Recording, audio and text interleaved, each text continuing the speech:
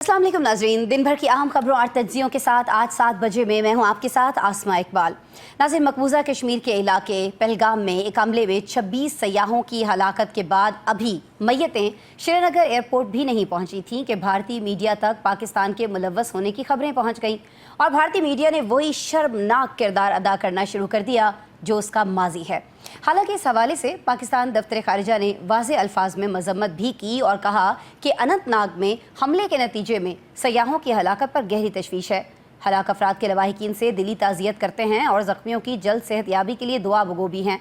इसके बावजूद भारतीय मीडिया ने बिना किसी तहकीक, बिना किसी शवाहिद सबूतों के हमेशा की तरह सारा मलबा पाकिस्तान पर डाल दिया। लेकिन ऐसा पहली बार नहीं हुआ। भारतीय मीडिया ने हमेशा जलती पर तेल का काम ही किया है। यूँ लगता है कि इस काम के लिए भारतीय एंकर्स मुंह में पेट्रोल भरकर न्यूज़ रूम में बैठते हैं।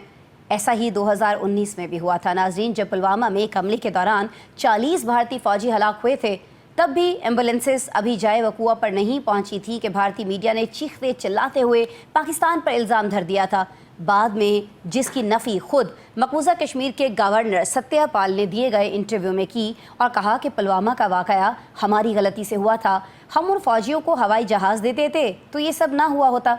सत्यपाल ने गवाही दी कि मैंने ये बात नरेंद्र मोदी से कही तो मुझे ज़बान बंद रखने का कहा गया था। सत्यपाल ने क्या कहा ये तो आपने सुना। भारत के मौजूदा आर्मी चीफ उपेंद्र द्विवेदी 23 नवंबर 2022 को जब वो मकबूजा कश्मीर में भारतीय फौज को कमान कर रहे थे, उन्होंने एक न्यूज़ कॉन्फ्रेंस की थी। उसमें मकबूजा वादी में अस्करियत पसंदों की तादाद उन्होंने सिर्फ 300 बताई थी। अगर उनकी बात दुरुस्त थी तो सवाल ये पैदा होता है कि 2 बरसों में लाखों फौजियों की मौजूदगी में ये मुट्ठी भर अस्करियत पसंद ख़त्म क्यों नहीं हुए और ये किस तरह इतनी बड़ी कार्रवाई करने के काबिल हो गए।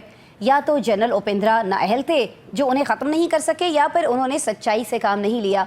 सच यही है नाजरीन कि 2007 में समझौता एक्सप्रेस का वाक़या हुआ, 2008 के मुंबई हमले, 2018 के इंतखाबात से पहले सयाहों पर कातिलाना हमला, या 2019 में पुलवामा में, 2023 में राजौरी का वाक़या, इन सब के हिदायतकार भारत ही में मौजूद थे। भारत में जब भी चुनाव हो या फिर मोदी हुकूमत को कोई चुनौती दरपेश हो तो भारतीय फॉल्स फ्लैग ऑपरेशन का सहारा लेकर जनता की तवज्जो यहाँ से वहाँ कर देता है। आज़ाद मीडिया के मुताबिक इस वाक़े को भी बुनियाद बनाकर भारत लाइन ऑफ कंट्रोल पर दबाव बढ़ाने की कोशिश कर रहा है। लेकिन भारत पर क्लियर होना चाहिए कि अगर उसने ऐसे किसी भी एडवेंचर की कोशिश की तो पाकिस्तान 27 फरवरी 2019 की मेज़बानी में सेकंड नहीं लगाएगा। उसे भारतीय पायलट अभिनंदन को पिलाई गई वो चाय भी याद रखनी चाहिए, जिसकी कीमत भारतीय मिग तैयारे का वो मलबा थी जिसे पाक फौज के शाहीनों ने मार गिराकर उसे मेहमान बनाया था। आज हम इसी मौजू पर अपने पैनलिस्ट से बात करना चाहेंगे कि भारतीय मीडिया की इन फुर्तियों के पीछे मकासद क्या हैं। लाखों की फौज के होते हुए पहलगाम में इतना बड़ा वाक़या हो कैसे गया?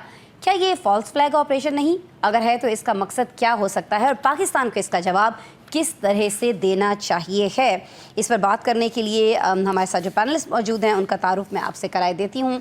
आप टीवी स्क्रीन पर देख सकते हैं काशिफ रफ़ीक साहब इस वक्त मुझे इस्लामाबाद स्टूडियोज़ में ज्वाइन कर रहे हैं, हमारा साथ दे रहे हैं वीडियो लिंक पर। लंदन से हमारे साथ मौजूद हैं नसीम सिद्दीकी साहब, नौशाद अली साहब, मोहम्मद नौशाद अली साहब हमें ज्वाइन कर रहे हैं लाहौर से वीडियो लिंक पर, और आज़म मलिक साहब भी हमारे साथ वीडियो लिंक पर मौजूद हैं। अपने तमाम पैनलिस्ट को, सीनियर तज्ज़ियाकारों को खुशामदीद कहते हैं। और वाक़या चूँकि ऐसा है तो मैं चाहूँगी कि आज मैं आज़म मलिक साहब आपसे गुफ्तगू का आगाज़ करूँ।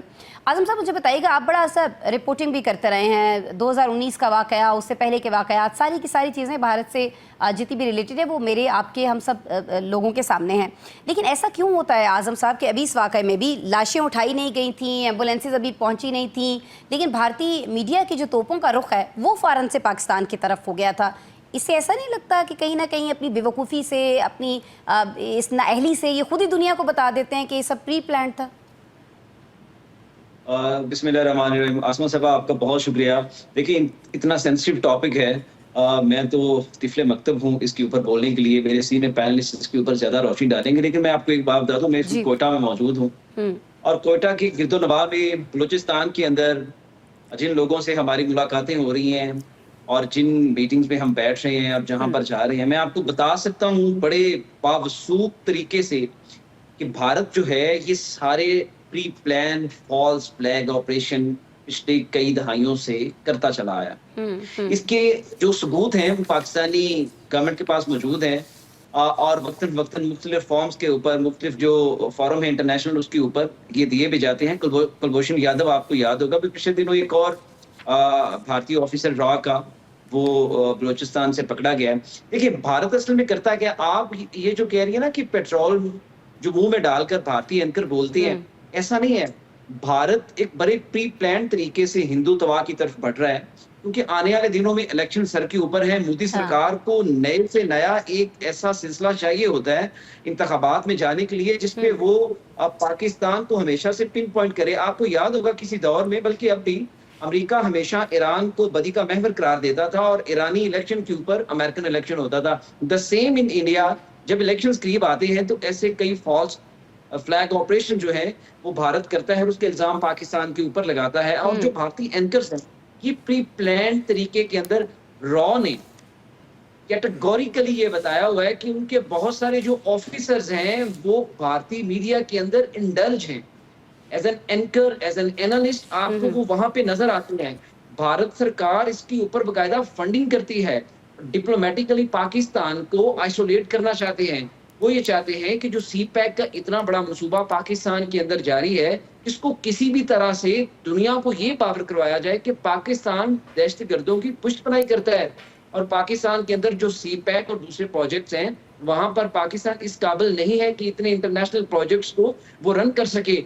तो भारत जो है वो हमेशा से from the day of first वो पाकिस्तान को दीवार के साथ लगाना चाह रहा है, ताकि वो पाकिस्तान को उस लेवल पे ले आए जहां पर पाकिस्तान बेचारा बिल्कुल हैंड टू माउथ हो जाए और भारत के मुंह में मिन्नत हो जाए। देखिए ऐसा नहीं है। पाकिस्तानी कोई भी जो ना पाकिस्तानी कोई ऐसा जो जहादी ग्रुप है, वो ना पाकिस्तान के अंदर कोई ऐसी फोर्सेस हैं वो जिन्होंने कभी भी घुसकर भारत के अंदर जाकर कोई ऑपरेशन किया हो जिसका कोई सबूत ये घुसकर मारने वाली बात तो खुद भारत करता है ना। जब हम देखते हैं बलूचिस्तान के अंदर कोई भी बड़ा वाकया होता है, BLA के लोगों को उन्होंने बिठाया हुआ होता है टीवी स्क्रीन पर और खुद धड़ल्ले से ये कह रहे होते हैं कि जी देखा हमने पाकिस्तान के अंदर कैसे घुसकर मारा। तो ये तो एक तरफ है।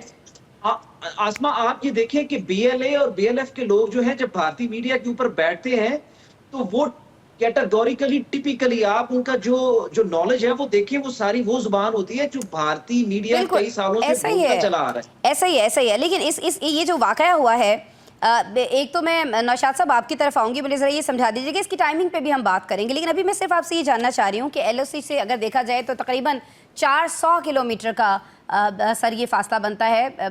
थोड़ी बहुत इसमें कुछ किलोमीटर्स का फ़र्क हो सकता है, लेकिन इसमें पाकिस्तान कैसे मुलव्वस हो सकता है, जबकि सर हम जानते हैं कि मैन टू मैन फौज जो है यहाँ पर तैनात की गई है। कुछ हो ही नहीं सकता कि यहाँ से कोई निकले और फिर आगे 400 किलोमीटर तक चला जाए। ये तो कहीं ना कहीं भारतीय हुकूमत अपनी नाअहली का पोल खोलना चाह रही है, अगर वो ये कहना भी चाह रही है कि पाकिस्तान इसमें मुलव्वस है।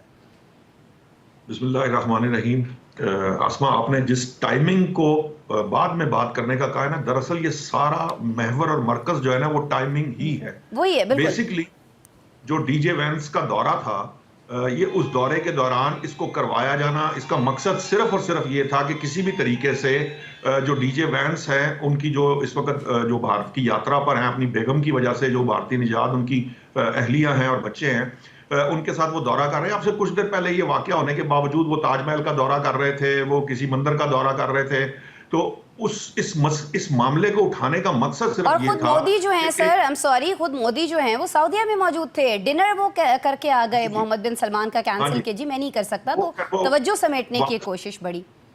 जी, ये बेसिकली ट्रम्प की जो इस वक्त अग्रेसिव जो पॉलिसी है towards everybody in the world, तो उस दौरान एक जो आप समझते हैं ना कि एक थोड़ा जो एक स्टेटमेंट आना अमेरिका की तरफ से, मोदी की तरफ से, मोदी साहब के लिए हमदर्दी का इजहार करना दहशतगर्दी को लेकर, ये सिर्फ उस स्टेटमेंट के लिए दिया गया है। ये सारा मामला जो है इसी मकसद के लिए। अदरवाइज अगर आप ये देखिए, ये जो आप बात कर रही हैं कि हर 7 शहरी पे एक फौजी मौजूद है, एक फौजी 7 शहरियों पे, तो ये तो कितने 27 शहरी जो है ना वो हो गया। असल मसला ये है कि इसके अंदर जो इन्वॉल्वमेंट है, इन्होंने इसराइली बेचारा जो है उसको भी बीच में कर दिया है ताकि जो अमरीकी हमदर्दियां हैं वो हासिल की जा सकें। इसराइलियों के मामले पे आपको पता है कि ये बहुत टची है। अमेरिका भी वैसे भी चूंकि इसराइली लॉबी अपनी जगह काम करती है, तो ये एक शहरी को मार देने का मकसद भी यही है कि ये किसी तरह से मामले को इंटरनेशनल जो है ना वो रंग दिया जा सके।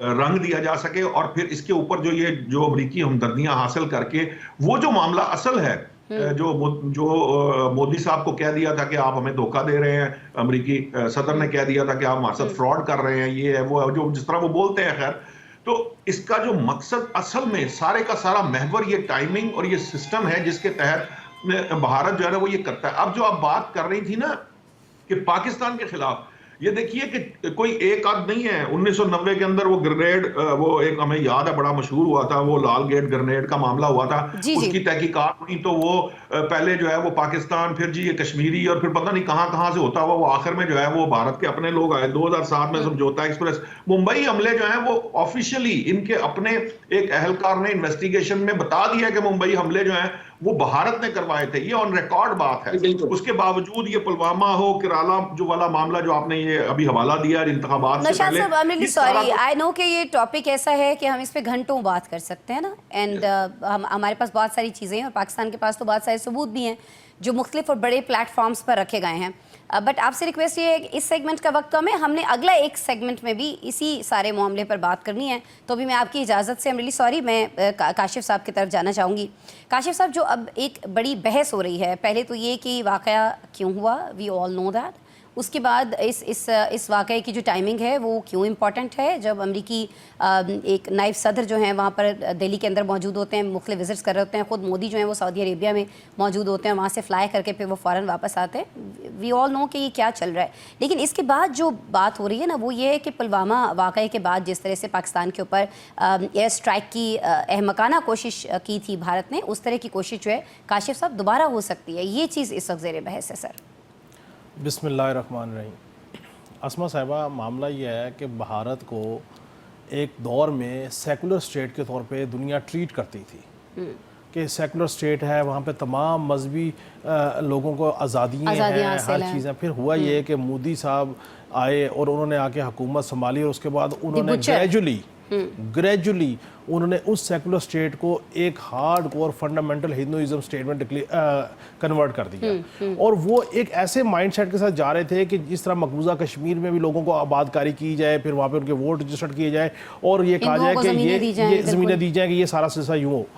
अब मसला ये है कि इस सारे मामले पे भारत के पास कोई फेस सेविंग नहीं थी जब से बांग्लादेश के हालात ख़राब हुए। शेख हसीना वाजिद वहाँ से फ़रार हुई, भारत पहुँची, पनाह ली। हाँ जी, अब वो कहते कि जितनी इन्वेस्टमेंट भारत बांग्लादेश पे कर चुका था, यक लख्त वो सारी इन्वेस्टमेंट उसी वो ज़ाया हो गई।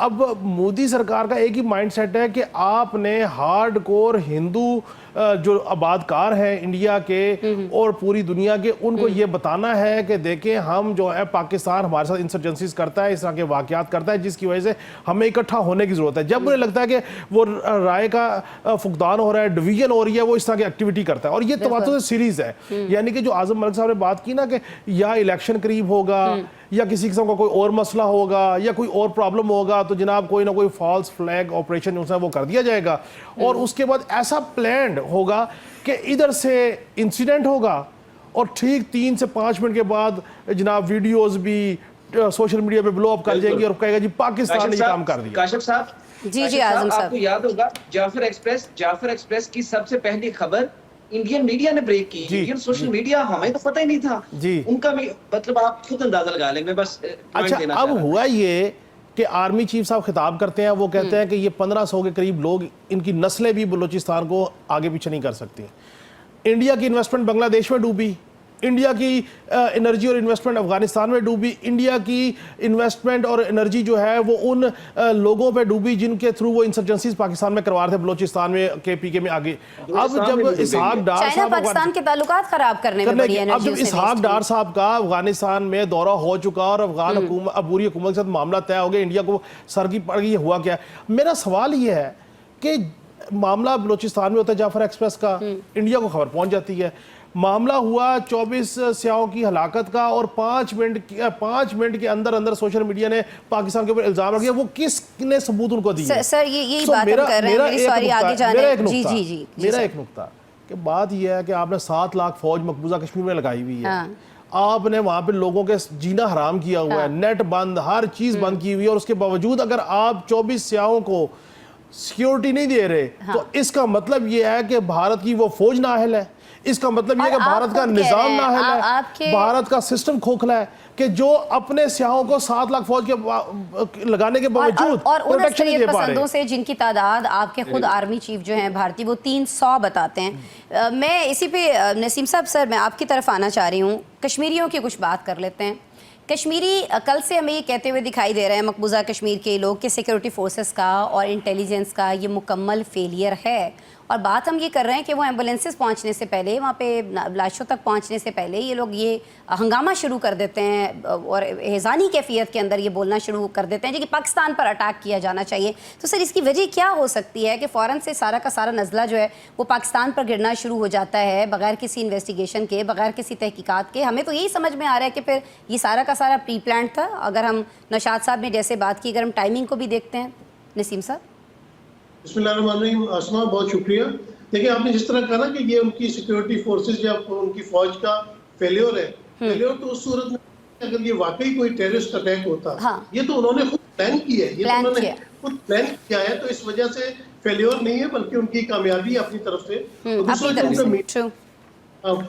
उनका मीडिया जो फौरी चीखना शुरू कर देता है, मेरे ख्याल से वो मीडिया को बता देते हैं कि एक वाकया होने वाला है और उसके बाद आपने जो है ना वो अर्जा सराई करनी है पाकिस्तान की, लेकिन ये नहीं कहते कि कम से कम 15-20 मिनट आधा घंटा ठहर जाना। उधर वाकया कभी कभार तो होता भी नहीं, उससे पहले भी वो शुरू हो जाते हैं। और उनको मिर्चें इसलिए लगी हुई हैं कि पिछले दिनों जिस तरह हमारे पाकिस्तान के आर्मी चीफ सैयद आसिम मुनीर साहब ने एक तकरीर की थी, उसमें उन्होंने कहा था कि भाई वी आर डिफरेंट, हमारा जो मजहब डिफरेंट है और दो नजरिए के तौर पे पाकिस्तान बना था, और अगर किसी ने मुट्ठी भर लोगों ने बलूचिस्तान में कोशिश की अलग करने की, तब उनको मुंह तोड़ जवाब देंगे। उसमें भी उनको बड़ी मिर्चें लगी हुई थी और उसके बाद आपने देखा कि उनके मीडिया में बड़ी चीखों पुकार सुनाई दे रही थी। और जिस तरह आजम साहब ने कहा कि बिल्कुल उनको जब कोई वाकया करना होता है तो उससे पहले कोई इस किस्म का वाकया दहशतगर्दी का कर देते हैं जिसकी वजह से उनको शायद कोई पॉपुलैरिटी मिल जाए, और या फिर उनको ये होगा कि उनको चाय की तलब हो रही होगी क्योंकि चाय पिलाई थी, बड़ी बेहतरीन चाय थी। और दूसरी बात तो ये है कि एक बात सर्टिफाइड है कि हमने तो उनका एक जासूस जिसका नाम कलभूषण यादव है, उसको हमने बलूचिस्तान में गिरफ्तार किया है। दुनिया के सामने इतना बड़ा सबूत है कि जो दहशतगर्दी पाकिस्तान में करवाई जाती है उसके पीछे भारत का हाथ होता है। भारत ने कभी कोई सबूत पेश नहीं किया, उन्होंने फेंसिंग कर दी है कश्मीर के बॉर्डर पे। और हम बड़े बड़े प्लेटफॉर्म्स पर सर बलूचिस्तान को लेकर, पाकिस्तान के दीगर शहरों में लेकर दहशतगर्दी के वाकयात में भारत के मुलव्वस होने के सबूत रख चुके हैं दुनिया के सामने। और असमा एक और बात देखिए ना कि आपने जबरदस्ती जो कश्मीर है, जो इंडियन ऑक्युपाइड कश्मीर कहलाता है, उस पर आपने जबरदस्ती कब्जा किया हुआ है। आप यूएनओ की करारदाद है उसको भी नहीं मानते, तो वहाँ के लोग अगर कोई रिएक्शन देते हैं या उनके खिलाफ उठते हैं तो आप इल्ज़ाम पाकिस्तान पे दे देते। पाकिस्तान ने तो हमेशा टेररिज्म के खिलाफ बात की है, पाकिस्तान ने तो बहुत ज्यादा कुर्बानियां दी और जितना पाकिस्तान कुर्बानियां देने वाले हैं, अभी तक दे रहे हैं। जी बिल्कुल कुर्बानियां दे रहे हैं, तो ये बिल्कुल एक उनकी भौंडी कोशिश है। और अगर उन्होंने खुदा न खास्ता पाकिस्तान के ऊपर कोई गंदी नजर डालने की कोशिश की या कोई ऐसा उन्होंने इकदाम लिया जैसे उन्होंने 27 फरवरी को लिया था, तो उनको दोबारा मुंह तोड़ जवाब मिला। और शायद अब की दफा जवाब जो है वो 2019 के मुकाबले में ज्यादा तगड़ा होगा, बिकॉज इस दफा चाहे भी ऐसा ही होगा। जी जी नसीम साहब अभी एक ब्रेक लेते हैं। जी आजम साहब मैं ब्रेक के बाद आती हूँ। बहुत सारे और इश्यूज और सारी चीज़ें इसके साथ जुड़ी है ना, खासतौर पर फेटफ का मामला जिसमें हम देखते हैं कि भारत की हमेशा ये कोशिश होती है कि किसी न किसी तरह, बल्कि हर प्लेटफॉर्म पर ही भारत तो चाहता है कि किसी न किसी तरह से पाकिस्तान को ब्लैक लिस्ट कर दिया जाए।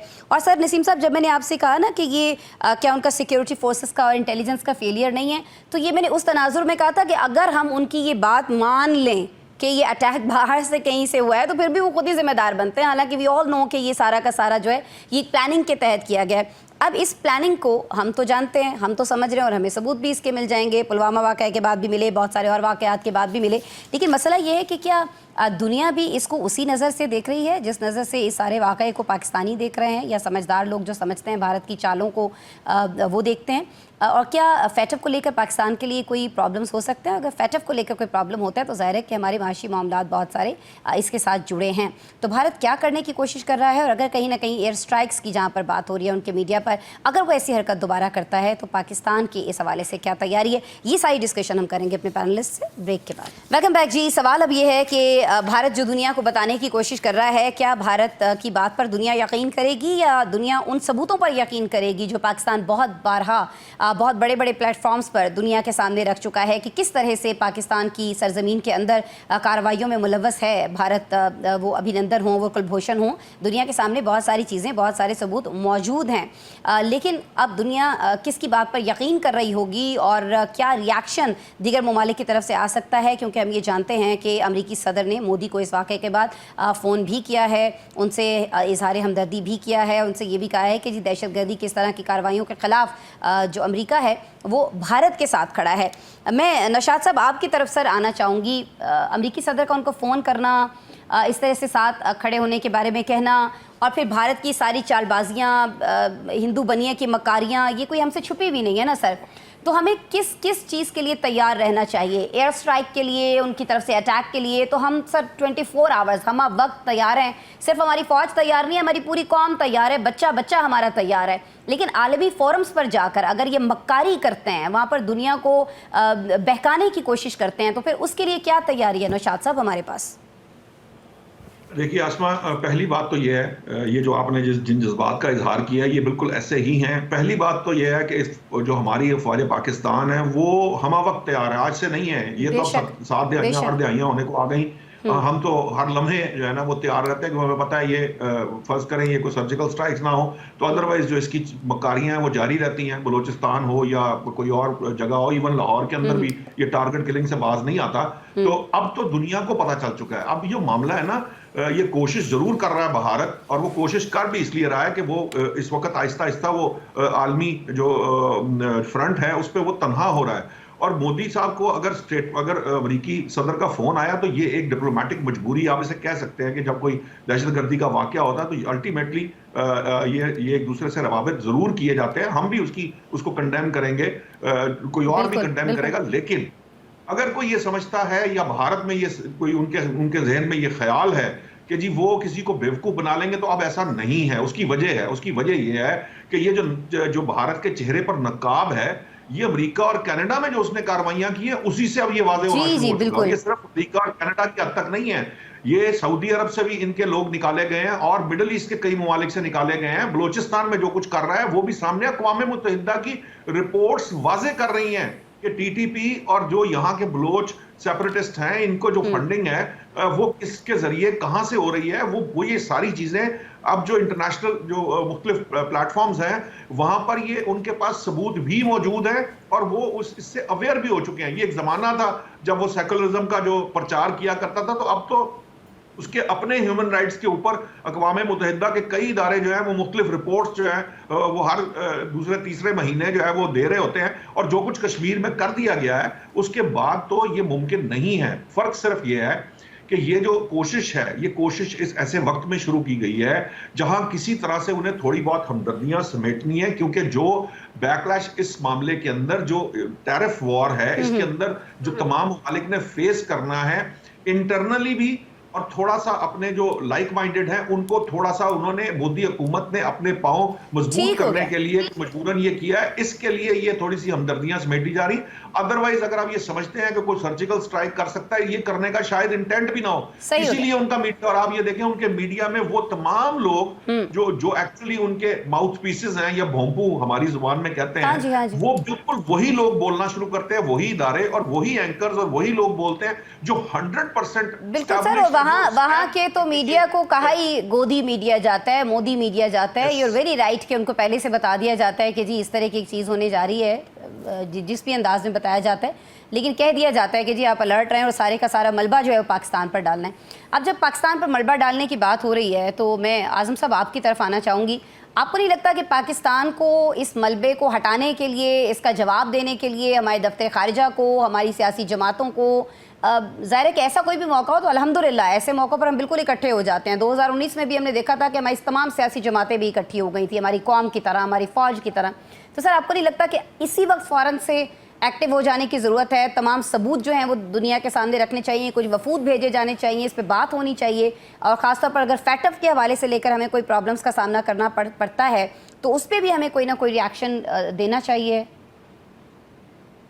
जी आसमा, देखिए फैटफ के हवाले से पाकिस्तान इससे पहले आलमी बरादरी की जितनी भी जो चीजें थी पाकिस्तान को लेकर, हम उन्हें कंसर्न कर चुके हैं, उन्हें एड्रेस कर चुके हाँ, हैं। शराइत और कह फैटफ के लीजिए लिए- पूरी कर दी थी। जी शराइत जो फैटफ का जितने भी कंसर्न थे मगरबी दुनिया के, यूरोपीय यूनियन की, वो हमने पूरे किए और जी, हमने बिल्कुल। दुनिया को ये बताया है कि पाकिस्तान खुद दहशतगर्दी का बहुत बड़ा शिकार है। हमने 60,000 से ज्यादा अपने जो सिविलियन हैं और जो जवान हैं उनकी शहादतें हमने खुद से जो है ना वो बियर की हैं। देखिए जो बात आप कर रही है ना डिप्लोमेटिकली, ये तो पाकिस्तान का एक चीज तो आप इसको माने कि हम डिप्लोमेटिकली वीक हैं कहीं ना कहीं पे। जिस तरह से भारत जाहिर एक बड़ा मुल्क है तो वो पूरी दुनिया पे फौरी उसका मीडिया, जैसे नायब सदर अमेरिका के भारत में आए हुए हैं तो उसका एक डिप्लोमेटिकली एक प्रेशर ज्यादा है। लेकिन मैं आपको बात बताऊं 2019 का एक वाकया शॉर्टली, कि जब भारत जी। ने 9 जो रॉकेट थे वो पाकिस्तान में फायर करने के लिए, जब इंटेलिजेंस एजेंसीज ने हमारी फोर्सेस को बताया कि 9 रॉकेट वहां से आ रहे हैं, तो इमरान खान साहब तब वजीर आजम थे, उन्होंने तमाम फोर्सेस के चीफ्स को बुलाया और कहा कि इसका क्या करना है। तो एक ही जवाब था कि 20 मिनट के अंदर अंदर अगर भारत फायर करता है, अमेरिकन इन्वेस्टर को बताया गया कि हम सोचेंगे नहीं, हाँ 12 एटॉमिक न्यूक्स हम फेंक देंगे आपके ऊपर। आप इस आप वहमो गुमान में ना रहे कि आप पाकिस्तान के ऊपर अटैक करेंगे और पाकिस्तान कहेगा कि पता नहीं आप हमारे ऊपर सादा बम फेंक रहे हैं, फिर ये जंग कहीं या और चली पाकिस्तान जाएगी। कुछ सोचेगा फिर उसके बाद इस तरह ये से। पाकिस्तान सोचेगा नहीं इसके ऊपर आसमा, पाकिस्तान इसके ऊपर रिटेलिएट करेगा और रिएक्ट करेगा। ये हमें फैटफ से बाहर नहीं हमने फैटफ के लिए ठीक हो गया। हमारा नाम इससे निकालने के लिए हमारी बड़ी कुर्बानी है। आर्मी चीफ आसिम मुनीर साहब इस हवाले से बड़े कंसर्न हैं, वो वक्तन वक्तन इसके ऊपर ब्रीफिंग ले रहे हैं। और जो है पाकिस्तान ने वो क्या कहते हैं, शाह साहब भी वो बात करेंगे कि चूड़ियां नहीं पहनी हुई कि ये हमें डिप्लोमेटिकली और दूसरी जगहों पे अकेला छोड़ देंगे तो हम बीच में कहीं फंस जाएंगे, और ऐसा नहीं होगा कभी। और अभी जो पैनलिस्ट ने पहले भी बात की कि ये भी नहीं होगा कि हर दफ़ा हम चाय पिला रहे हों। मैं काशिफ साहब सर आपकी तरफ आऊँगी। काशिफ साहब मुझे बताइएगा कि बहुत सारे वाक़यात में, इससे पहले पुलवामा वाक़े में क्या हुआ था ये भी हमारे सामने है, बहुत सारे और, जब ट्रेन के ऊपर अटैक होता है, जब सिखों को कत्ल किया जाता है और इल्ज़ाम पाकिस्तान के ऊपर लगाया जाता है, बाद में तहकीकात होती हैं तो पता चलता है जी कि उनके अपने कर्नल जो हैं वो उसके अंदर मुलव्वस थे, और ये कोई एक वाक़या नहीं है। तो अभी आपको क्या लगता है कि हमें पाकिस्तान को किस तरह से इस सारे मामले को लेकर चलना चाहिए? ख़ास तौर पर फौरी तौर पर हमें ऐसे कौन से इक़दाम करने की ज़रूरत है? ये नौशाद साहब ने बड़ा अच्छा एक एग्ज़ाम्पल दिया कि देखिए कनाडा में इनके साथ क्या हुआ, सबके सामने है। अमेरिका में जिस तरह से इनकी सुबकी हुई है, जिस तरह से वहाँ पर कार्रवाइयों के अंदर मुलव्वस है, यूके के अंदर बहुत सारे मर्डर्स और इस तरह की चीज़ें ये लोग कर चुके हैं, और हमारे पाकिस्तान के अंदर क्या क्या कुछ करते हैं, अफ़गानिस्तान की सरजमीन को इस्तेमाल करते हुए बड़े सारे सबूत हैं सर। तो आपको नहीं लगता कि फ़ौरी तौर पर एक्टिव हो जाना चाहिए हमें? सिर्फ हमारी फ़ौज तो अलर्ट आई है, आवाम तो साथ आई हैं, सिफारती महाज पर भी सर चीज़ें करने की ज़रूरत है। देखिए एक शख्स उसका माइंड सेट है कि उसने ढिठाई के साथ झूठ बोलना है, बोलते ही रहना है, द्रोहगोई से काम लेना है, झूठी मामलात करने हैं। उसने तस्लीम ही नहीं करना कि उससे गलती हुई है, या उसने तस्लीम ही नहीं करना कि उसने सही डायरेक्शन में अपनी कौम को, अपने मुल्क को, अपने लोगों को लेके चलना है। उसका एक ही फ़िलासफ़ी है कि जिस वक्त उसको क्राइसिस हो, जिस वक्त उसकी हुकूमत वीकर साइड पे हो, जिस वक्त उसकी हुकूमती ग्रिप कमज़ोर हो, तो कोई ना कोई फंसा हुआ हो, फॉल्स फ्लैग ऑपरेशन कर ले पाकिस्तान पे डाल दे और सब। फिर जो दूसरी बात कि पाकिस्तान के अंदर जो छोटे मसाइल हैं, जो इंटरनल मसाइल हैं, उनको आप फ्लैश करवाएं, प्रोपेगेंडा मशीनें बन जाए, सोशल मीडिया पे ब्लो करें और उसके लोगों को ये बताएं कि देखिए पाकिस्तान में ये हो रहा है। हम तवातर से कह रहे हैं कि भाई आप मकबूजा कश्मीर में आपने जो कर्फ्यू लगाया हुआ है, वहाँ मुसलमानों के साथ जो सलूक कर रहे हैं, आप पहले अपने मुल्क को तो संभाल लीजिए, बाकी चीज़ें कर लीजिए। एक छोटा सा खिता मकबूजा कश्मीर है, आप 7 लाख फ़ौज है, आपका सारा कंट्रोल है, और आप कहते हैं कि पाकिस्तान से खुदा न खास्ता कोई इंसर्जेंसी हुई है या पाकिस्तान से कोई आए हैं और वो लोगों को मार के चले गए हैं, भाई आप इल्ज़ाम लगाने से पहले लोग पूछेंगे नहीं कि बॉर्डर पे फौज किसकी है, वो लोग अंदर आए कैसे, चीज़ें कैसी हुई। आप ये तस्लीम कर लीजिए कि बज़ोर ताकत तसल्लुत से आप मकबूजा कश्मीर के लोगों के दिलों में घर नहीं कर सकते। आपको इसका एक नेशनल वे लेना पड़ेगा, आपको अक़वाम मुत्तहिदा की जो रेजोल्यूशन है उसको अडॉप्ट करना पड़ेगा। लेकिन मोदी सरकार का मसला एक है कि डिटाई के साथ, हार्ड कोर फंडामेंटल अप्रोच के साथ, हिंदुइज्म की प्रचार के साथ आपने चीज़ों को आगे लेके चलना है। और मैं आपको एक बात बताऊं कि ये खाम ख्याली है। ये जिस वक्त से मौजूदा आर्मी चीफ साहब ने आके चेन ऑफ कमांड संभाली है, उस वक्त से इंडिया जो है वो परेशान हाल है कि ये क्या हो गया। उनको ये एक्सेप्टेबल ही नहीं यहाँ का सेटअप, इसीलिए वो मुख्तलिफ हीले बहानों से, कभी अफगानिस्तान के रास्ते, कभी किसी और चीज़ों के रास्ते। और मैं ये समझता हूँ कि इस सारी जो भी वो अगर कोई वो खुदा न खासा एडवेंचरिज्म करने की कोशिश करेगा, एक तो मुंह तोड़ जवाब मिलेगा, दूसरा पाकिस्तानी कौम और अगर उनको लगता है कि पाकिस्तान की सियासत अवाम जो है वो तकसीम है, तो इस तरह के सूरत हाल में वो इख्तलाफ घर का है, वो बाहर के साथ नहीं हो सकता। इस मौके पे तमाम सियासी जमातें, तमाम सियासी अकाबरीन इदारों के साथ खड़े हैं, लिहाजा और मैं आपको देर या जल्द आप देखिएगा कि भारत के इन भोंडे इल्जामात का जो सबूत सामने आएंगे उसमें भारत को सुबकी का सामना होगा। ठीक हो गया काशिफ साहब। अच्छा नसीम सिद्दीकी साहब, सर मैं आपकी तरफ आना चाहूंगी। सर जिस तरह से हम देखते हैं कि भारतीय मीडिया के ऊपर एक शोर बपा है और जिसके मुंह में जो बात आ रही है वो की जा रही है, पाकिस्तान के अंदर कोई अटैक होता है, कोई इस तरह का मामला होता है तो फौरी तौर पर उनके जो एंकर्स हैं वो हिजानी कैफियत में आ जाते हैं और कहते हैं देखा हमने कैसे घर के अंदर घुस के मारा है। और जब भारत के अंदर ऐसा वाकया होता है तब भी उनके ऊपर हिजान जो है वो सवार होता है और फौरी तौर पर पाकिस्तान का नाम लगा दिया जाता है। लेकिन मैं आपसे अंदर की एक सिचुएशन जानना चाह रही हूँ, आपको लगता है कि भारत एक बार फिर से वही अहमकाना हरकत कर सकता है जो 2019 में उसने सर की थी? देखिए अस्मा, भारत जो है ना सफारती जो ताल्लुकात है उसके वो बिल्कुल तनहा होता चला जा रहा है दुनिया के अंदर। जिस तरह नौशाद साहब ने भी कहा कि अमेरिका, कनाडा दुनिया में चले गए थे, इनकी रॉ एजेंसी जो है वो ऑपरेट करती है। पाकिस्तान नाला रहते हैं क्योंकि पाकिस्तान इस वक्त तरक्की की राह पे गामजन है। आपने देखा कि हमसाये भले वो चाइना हो, अफगानिस्तान हो, बांग्लादेश हो, हमारे बड़े अच्छे ताल्लुकात इस्तेमाल होते जा रहे हैं। ये किसी भी तरह एक आंख नहीं भा रहे भारत को और उन्होंने इस मौके के ऊपर डबल फायदा उठाने की कोशिश की है कि एक फॉल्स फ्लैग ऑपरेशन किया और फौरी तौर पे इल्जाम जो है वो पाकिस्तान के ऊपर लगा दिया। हालांकि इन्वेस्टिगेशन यही कोई सबूत पेश करने चाहिए, लेकिन उनको तो सिर्फ ये मतलब जो मोदी साहब है उनको क्या मशहूर थे वो बुचर ऑफ हैदराबाद, उनका तो काम यही है कि वो अपने लोगों को मरवा देते हैं। जितना बड़ा वाकया समझौता एक्सप्रेस का हुआ था, ये है कि जहां का इनको वीजा नहीं मिलता था वहां से अब इनको फोन आ रहे हैं तो कुछ ना कुछ तो चढ़ेंगे ना वो पर। फिर देखिए बस वो तो होता है कि सफारती ताल्लुकात होते हैं तो फोन आ जाते हैं, लेकिन भारत की ये एक बड़ी कोशिश है कि पाकिस्तान पे इस तरह का इल्जाम लगा रहा है। पाकिस्तान तो खुद टेररिज्म के बहुत खिलाफ है और दुनिया में एक नाम माना जाता है। जिस तरह पाकिस्तान टेररिज्म को फेस करता है कि फॉल्स फ्लैग ऑपरेशंस को जो है वो खत्म करता है, तो मेरे ख्याल से इनको मुंहतोड़ जवाब मिलेगा। ये अपनी सी कोई कोशिश करके देख लें, लेकिन मेरे ख्याल से जो उनको सबक मिल चुका है 27 फरवरी को, ये कभी दोबारा कोशिश नहीं करेंगे। और भर इनके जो भोंपू है टीवी के ऊपर वो बैठे शोर मचाते रहेंगे, लेकिन कुछ हासिल होना नहीं। इनको अपनी जो अंदरूनी सफ़े उनमें जो है वो तलाश करने चाहिए कि कौन भारत सुबकी के अलावा भारत जो है इस वाकये से कुछ हासिल नहीं कर सकता है। एक लाइन ऐड करना चाह रहा हूं आसमा साहिबा, ये जो डिप्लोमेसी में भी जो बात हम करते हैं ना, ये एज उसको इसलिए हासिल है कि वो एक बड़ी मंडी है। ये बात आप याद रखा करें कि वो बड़ी मंडी होने की वजह से बहुत से ममालिक तिजारती मामलात की वजह से बहुत सारे ममालिक बहुत सारे मामलात पे खामोश रहते हैं, लेकिन उसका ये मतलब नहीं है कि वो इसका हर दफ़ा नाजायज़ फ़ायदा जो है वो उठाता चला जाए। नाज़रीन ब्रेक लेते हैं। प्रोग्राम में एक और इशू है पाकिस्तान में नहरों के मामले पर। दरिया सिंध से जो नहरें निकाली जानी हैं उनको लेकर हम देख रहे हैं कि एहतजाज जो है पाकिस्तान के अंदर बहुत ज़्यादा बढ़ता जा रहा है। इसको डिस्कस करेंगे ब्रेक के बाद। वेलकम बैक जी। अब हम बात करने जा रहे हैं खास तकनीकी इशू पर होने वाली सियासत की, जिसने मुल्क भर में एक हैजान पैदा कर दिया है। दरिया सिंध से निकाली जाने वाली नहरों के मामले पर एहतजाज है कि बढ़ता चला जा रहा है। सिंध की सड़कों पर कौम परस्तों के धरनों के बायस सूरत हाल इंतहाई तशवीशनाक हो रही है। मुस्लिम लीग नून की जानिब से इस मुशावरत और एतमाद में लिए जाने के बावजूद एहतजाज है कि थमता दिखाई नहीं दे रहा है।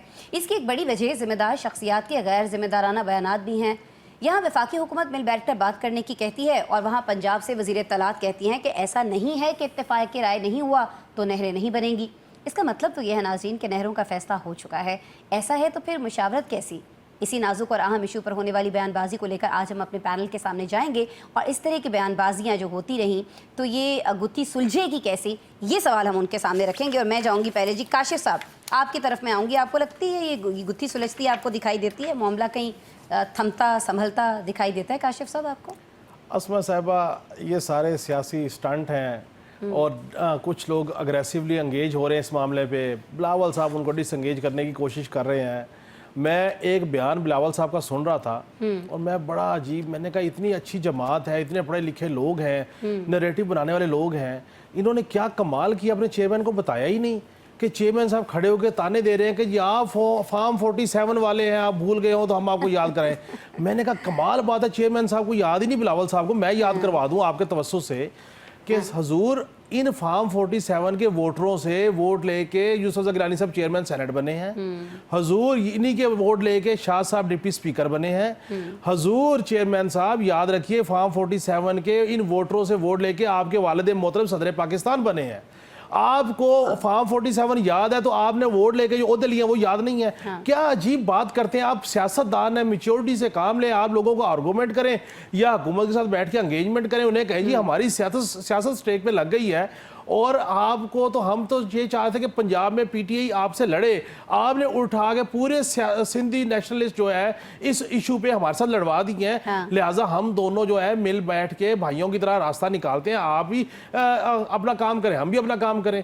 मसला यहाँ पे एक है, पाकिस्तान में कोई भी एक काम करने जाए कोई उसका तरीकाकार अडॉप्ट करने को तैयार ही नहीं है। अब ये सारे ब्लो अप करने के बाद, सारी बातें करने के बाद, अगर काश ये पहले एक ऑल पार्टी कॉन्फ्रेंस कर लेते, बात कर लेते, चीजें कर लेते। अब ना जरदारी साहब टाइम कम है, साइन करते हैं, वीडियो रिलीज होती है कि जी तरमीम पे साइन हो गए, बिल पे साइन हो गए, लेकिन इसके ऊपर जरदारी साहब का कोई बयान नहीं आ रहा कि उन्होंने नहर के बिल पे साइन किए कि नहीं किए। तबीयत खराब हो गई थी ना उनकी, हजूर उन्होंने फोन करके कहना ही है ना कि मैं कीते ने साइन के नहीं कीते। अब चले वो उनकी तबीयत खराब थी, बिलावल साहब वाला साहब को मैंने पूछते लैंड, उनको थोड़ी सी गुंजाइश दे देते हैं। अज़मा बुखारी साहिबा की बात कर लेते हैं। नसीम साहब आप मुझे बताइएगा कि अज़मा बुखारी साहिबा फरमाती हैं कि भाई सिंध जो है ना वो हमें डिक्टेट ना करे और जो वो कर सकता है, एहतजाज कर सकता है, गुफ्तगू कर सकता है, जो करना है उसको करे, लेकिन ये मामला तो पहले से ही तय है, इत्तेफाक राय नहीं भी होता तो ये सुबह कौन सा रुक जाना है। तो सर अगर पहले से ही चीज़ें डिसाइडेड हैं, कुछ तय हो चुका है, तो फिर ये करने की भी क्या ज़रूरत थी, इस तरह वो करने की काम शुरू करते सीधा सीधा। वो कहते हैं ना अंदरों अंदरों खाई जो उतो रौला पाई जो, तो पीपल्स पार्टी का यही हिसाब है। काशिफ ने उस तरफ बाद जो लंदन जाके घर बनाई जाओ।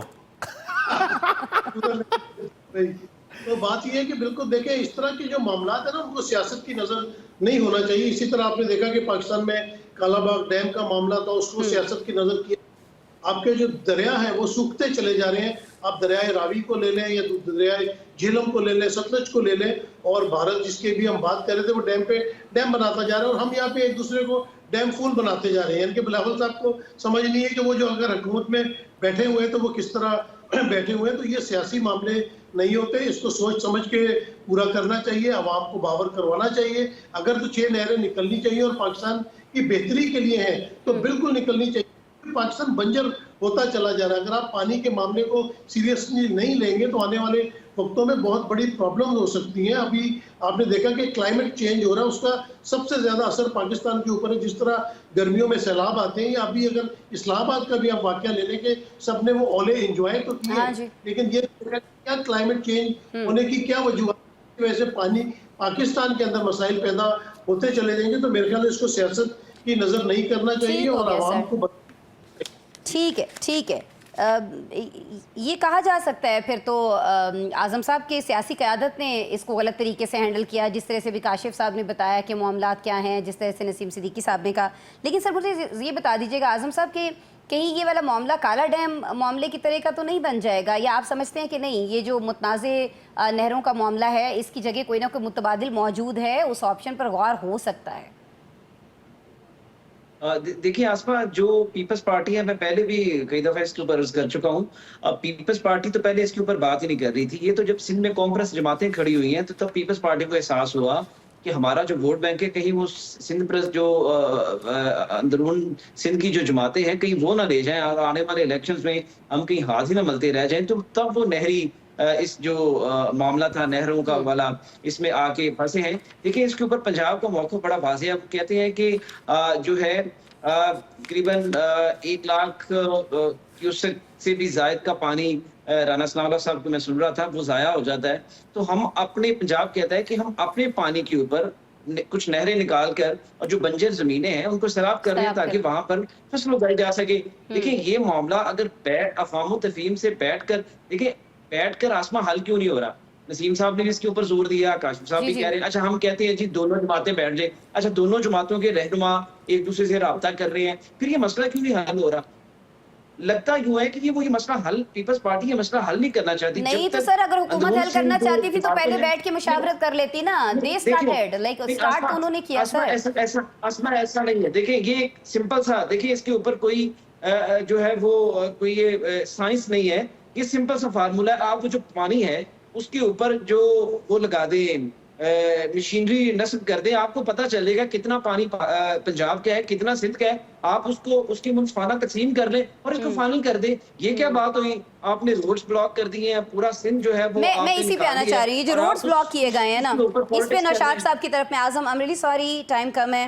नौशाद साहब, मैं आपकी तरफ आना चाह रही हूँ। ये जो आजम साहब ने अवामी रद्द-ए-अमल का जिक्र किया है सर, ये तो फिर इस तरह से कहीं पर भी कोई भी इस तरह से कुछ 100, कुछ दर्जन, कुछ हज़ार लोगों को इकट्ठा कर ले और कोई बड़ा कौमी इशू जो है उसको मुतनाज़े बना दे, तो फिर इसका सर हल क्या है? ये तो बड़े बड़े ऐसे इशूज़ पे तो हम यही होता देखते रहेंगे पाकिस्तान के अंदर। देखिए आसमा, यूजुअली इसका हल बातचीत हुआ करता है। ये दुनिया भर में ये एक राइट तरीकाकार है कि जब भी किसी को कोई ग्रीवियंस होता है और वो अपना ग्रीवियंस कन्वे करता है और फिर उसकी सुनवाई नहीं होती तो वो एहतजाज करता है। एहतजाज को ख़त्म कराने के लिए भी बातचीत का तरीकाकार इख्तियार किया था। ये जो जत्थों की सियासत है ना, ये धरना सियासत और जत्थों की, हम हमेशा से इसके खिलाफ थे। मैंने हमेशा इसके खिलाफ आवाज़ उठाई है।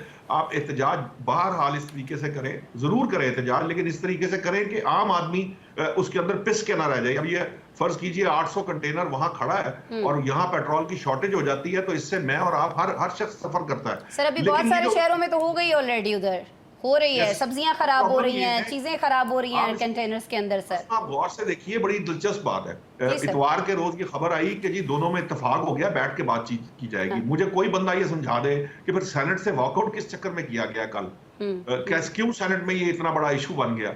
ये सारी जो है ना, ये सियासत बेसिकली कौम परस्तों के हाथ में एक इशू आ गया था। पीपल्स पार्टी ने वो इशू दोबारा टेक ओवर करने की कोशिश की है, उसके लिए पीपल्स पार्टी मार रही है। अब मामला ये है कि ये बैठकर मामला तय होने हैं, ये बैठकर ही बातचीत के जरिए तय होने हैं। इसमें वो मसला है ही नहीं जिसके ऊपर ये लेकिन इस पर जल्द से जल्द बैठने की जरूरत है। जिस तरह से आपने कंटेनर्स का जिक्र किया, जिस तरह से आपने शहरों के अंदर बहुत सारे जो पेट्रोल की कमी हो रही है, हो गया मेरा ख्याल है मुराद अली शाह साहब का। ये आजकल में जैसे ही प्राइम मिनिस्टर का टाइम मिलेगा, ये मुलाकात हो जाएगी। जो चलिए, अल्लाह करे मुलाकात हो जाए और ये सारे का सारा मामला जो है, जो पहले डिस्कस कर लेना चाहिए था, चलें पहले नहीं हुआ, देर आए दुरुस्त आए, चलें अभी कर लें, अभी सब लोग समझ जाएं तो बहुत बेहतर है। ज़ाहिर है हमारे मुल्क के लिए, हमारे आवाम के लिए, हम सब के लिए। बहुत शुक्रिया मोहम्मद नौशाद अली साहब, आप मौजूद थे। नसीम सिद्दीकी साहब लंदन से मौजूद रहे, सर आपका शुक्रिया। काशिफ रफीक साहब, आप स्टूडियो से तशरीफ लाए, सर बहुत शुक्रिया आपका। आज़म मलिक साहब, आपने वक्त निकाला, आई नो आप बहुत बिजी चल रहे हैं आजकल, लेकिन फिर भी आप हमारे साथ मौजूद रहे, आपका बहुत शुक्रिया सर। नाज़रीन, आपने प्रोग्राम देखा, कल दोबारा आपसे मुलाकात करते हैं। अपना बहुत सारा ख्याल रखिएगा। अल्लाह ने के बाद।